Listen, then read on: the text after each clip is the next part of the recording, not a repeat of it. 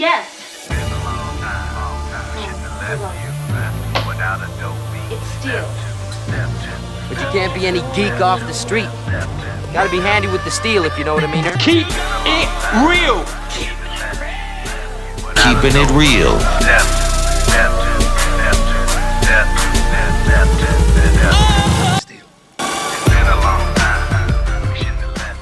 Hello and welcome to the channel.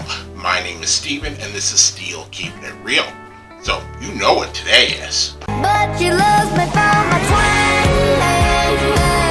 That's right, it is Twang Tuesday, and on this day I like to feature country music past, present, or future on the channel.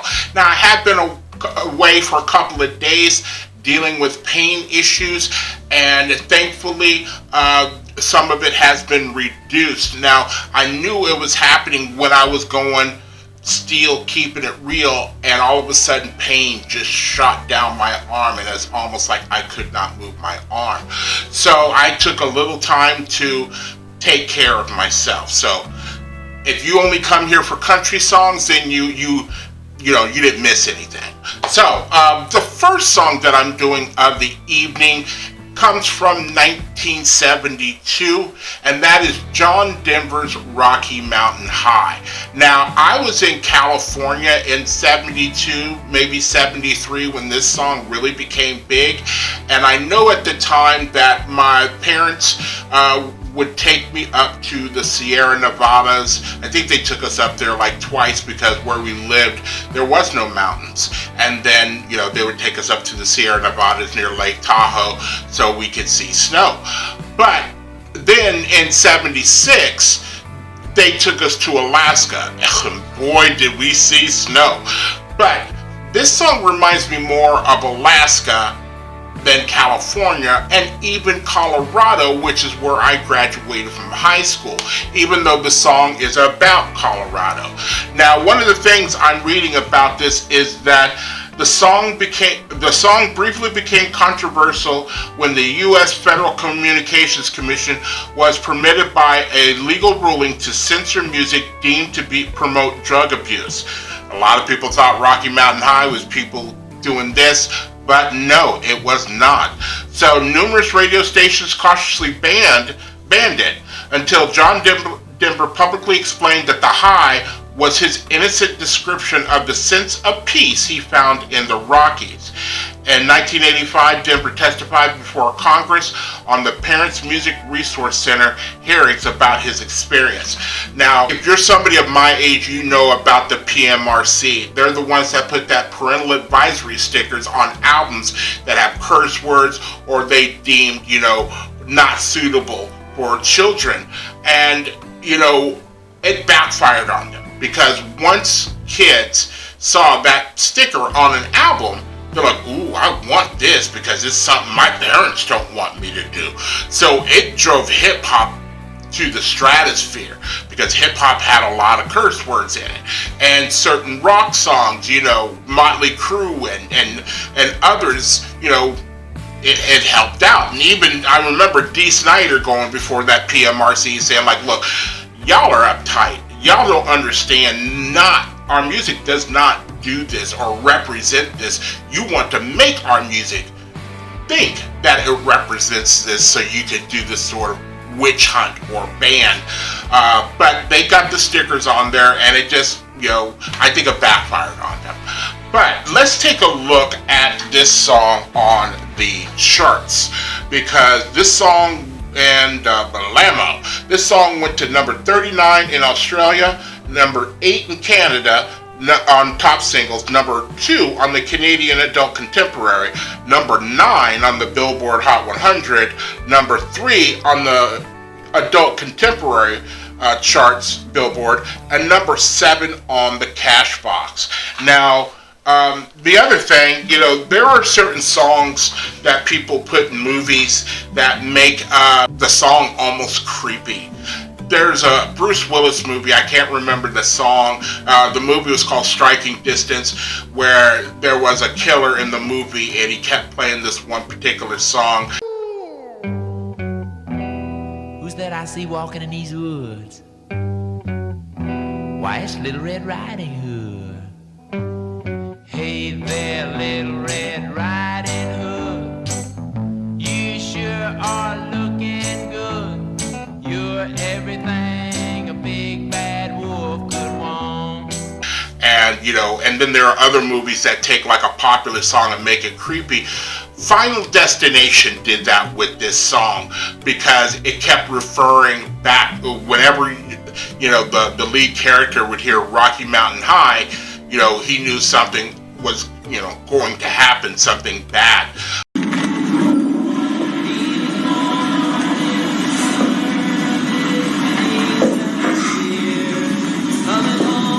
John Denver.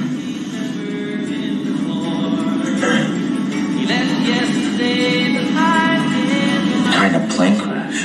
I'm not mad at him. It's still you can make it creepy, or you can make it about drug use. You can make it about whatever you want to because it's music, and music has music makes people feel what they want to feel. Their interpretation of it. That's what I was trying to get to.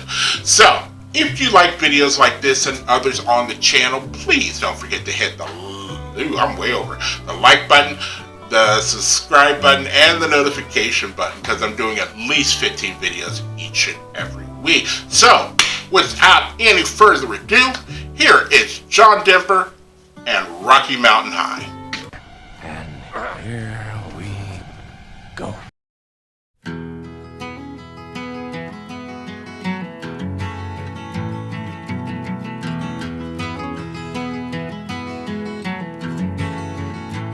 He was born in the summer of his 27th year, coming home to a place he'd never been before. He left yesterday behind him. You might say he was born again. You might say he found a key for every door. When he first came to the mountains, his life was far away, on the road and hanging by a song.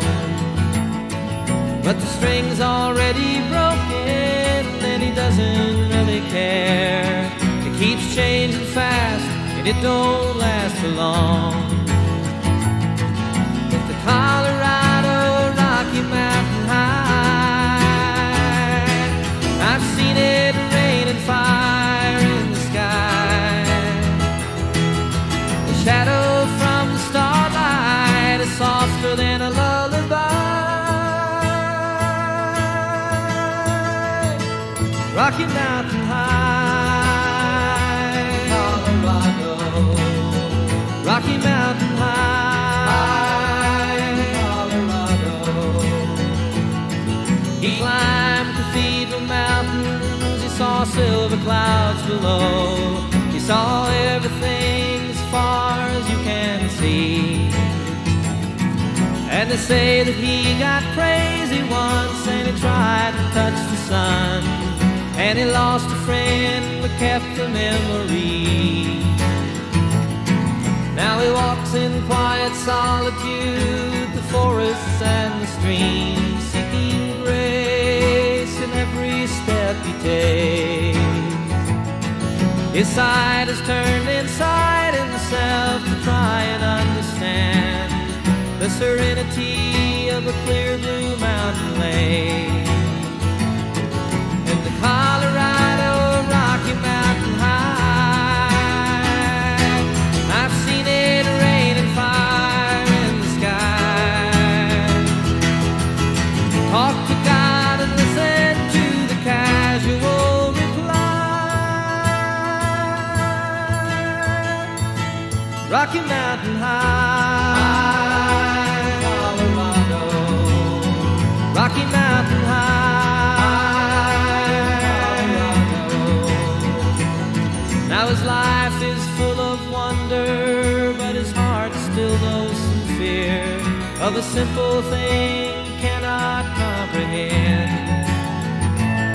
While they try to tear the mountains down to bring in a couple more people, more scars upon the land. And the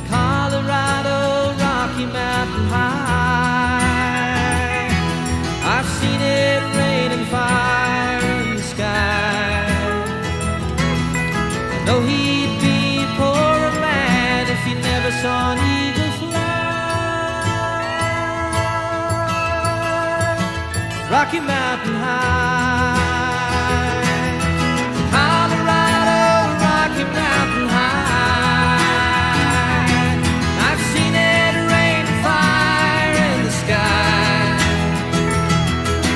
Friends around the campfire and everybody's high. Rocky Mountain High,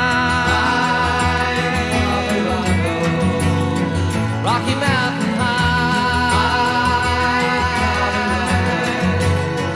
Rocky Mountain High, Rocky Mountain High, Rocky Mountain High, Rocky Mountain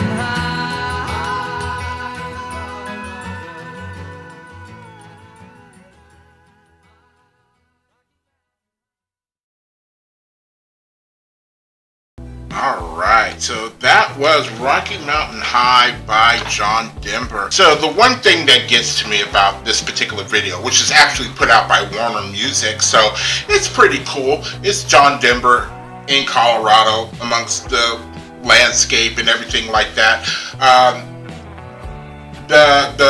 You kept seeing Rams in the video, button heads and doing stuff like that. My school mascot when I lived in Colorado was the Rams, which is kind of pretty cool. It is a signifier of something that is strictly Colorado or the mountains and things like that. But I don't know how anybody, up until the point where it's like everybody's sitting around a campfire and everybody's high, other than that, the song has nothing to do with drugs, and I don't see how, people could, think that the whole song was about drugs. He's describing everything that he's going, that's going on about the majestic view and how he feels in the elation and everything else like that. So I really, that's one of the few things that, when it comes to being a liberal or a Democrat, that I was totally against, the whole labels. But I wasn't able to vote in '85. I was able to vote, in '87 or '88. The first presidential election, I voted in every presidential election that's happened since I could vote.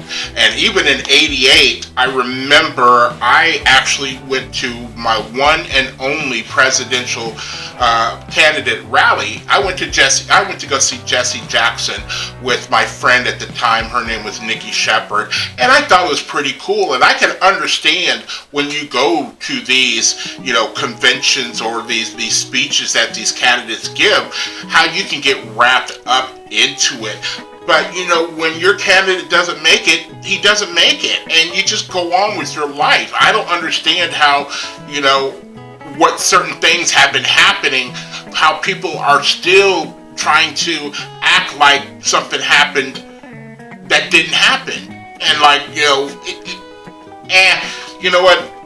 I've been having this, argument or a little, tete-a-tete with somebody on my channel concerning a song that I recently did, who wanted to get into, the difference between the music of the 50s and 60s and how it was promoted and how it got on the charts. And I was like, look, certain black artists or certain black music wasn't even acknowledged by the Billboard or the charts because of, the way things were back in the 50s and up until, the mid 60s.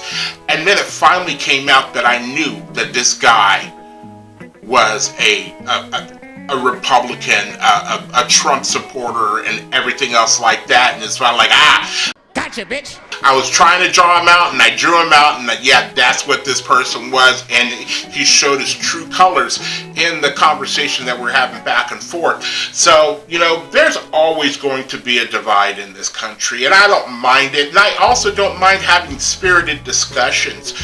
But when it starts to get like that, where you realize that somebody is, a racist or, somebody who's extremist or anything else like that, it's almost like a conversation talking to a wall, because they already have it in their mind, and not that I'm trying to change them to being a different party, but I'm just trying to show them the reality of things back in the day. And the thing is that I was using facts and he was using generalizations and everything else like that, and it was like, I love this song.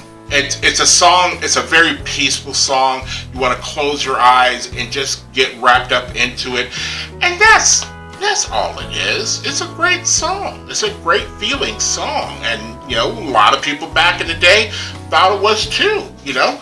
If you are still here, I thank you very much for staying tuned. I really do appreciate it. This is a long video. I hope you guys are liking the videos as much as I like making them for you. After that, all you need to do to help me out with my channel is to like, subscribe, share, and comment. Peace.